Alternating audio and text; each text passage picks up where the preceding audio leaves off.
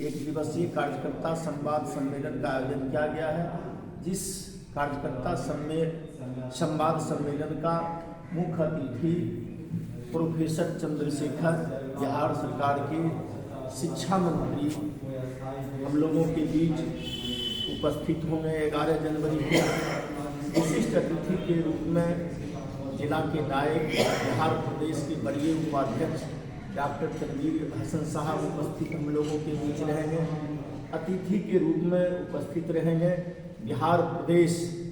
राष्ट्रीय जनता दल के प्रधान महासचिव मोरबा विधानसभा के माननीय विधायक रणविजय साहू जी उपस्थित रहेंगे। हम लोगों के बीच उपस्थित रहेंगे रिंकू यादव विधान पार्षद,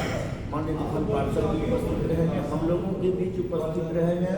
वक्ता के रूप में भरत बिंद साहब, माननीय विधायक हम लोगों के बीच उपस्थित रहेंगे। महिला से राष्ट्रीय जनता दल के प्रदेश अध्यक्ष श्रीमती रितु जायसवाल जी हम लोगों के बीच उपस्थित रहेंगे। 11 जनवरी को युवा राष्ट्रीय जनता दल के माननीय प्रदेश अध्यक्ष शशि शंकर कुमार, राकेश यादव जी उपस्थित रहेंगे। साथियों, कार्यकर्ता संवाद सम्मेलन पार्टी की सोच, पार्टी के द्वारा आहूत इसलिए किया गया है। पार्टी का कार्यकर्ता संवाद सम्मेलन इसलिए आयोजित किया गया है। साथियों, जिन उद्देश्यों के लिए हमारे देश के विभूतियों ने इस देश को आजाद करवाने में अपने प्राणों की आहुति देकर भारत देश को आजाद करवाने का कार्य किया, आज वह जो प्राणों की आहुति देने वाले हमारे विभूति थे, उनके आत्मा कलंकित हो रहा है। उनके आत्मा पर कुटारघात वर्तमान केंद्र सरकार के द्वारा पहुंचाया जा रहा है और देश पुनः गुलामी की ओर इतिहास रचने के लिए जा रहा है, जिसका सैकड़ों जीता जागता उदाहरण है। मित्रों, वर्तमान केंद्र सरकार के द्वारा वर्षों की तपस्या के उपरांत हमारा देश विकसित हुआ। हमारे देश में फैक्ट्री प्लांटेशन वगैरह लगा, देश दुनिया के पटल पर दिखने लगा। आज जो आरएसएस समर्थित इस देश के प्रधानमंत्री नरेंद्र मोदी जी के द्वारा औने पौने के भाव में कुछ दलालों के हाथ, कुछ विदेशी पूंजीपति के हाथ इस देश को बेचने का कार्य कर रहे हैं, जिसका जीता जागता उदाहरण है आपके भारत की रेल को बेचना आरंभ कर दिए, आपको रेल पटरी बेचना आरंभ कर दिए, रेलवे स्टेशन बेचना आरंभ कर दिए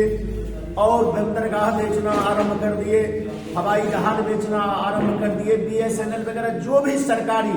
फैक्ट्री प्लांटेशन था, तमाम चीजों को ये बेच रही है सरकार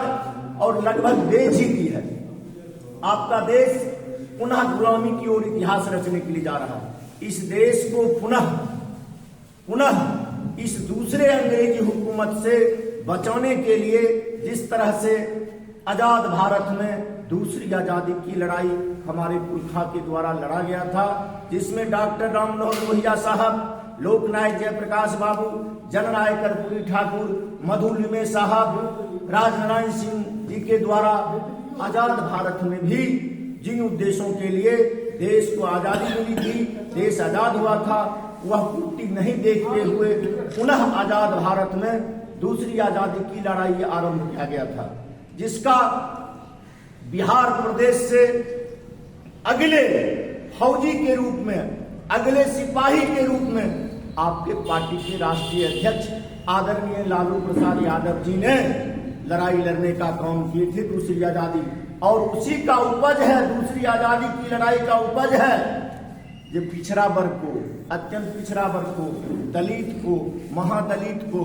नौकरी में आरक्षण, मुखिया में आरक्षण,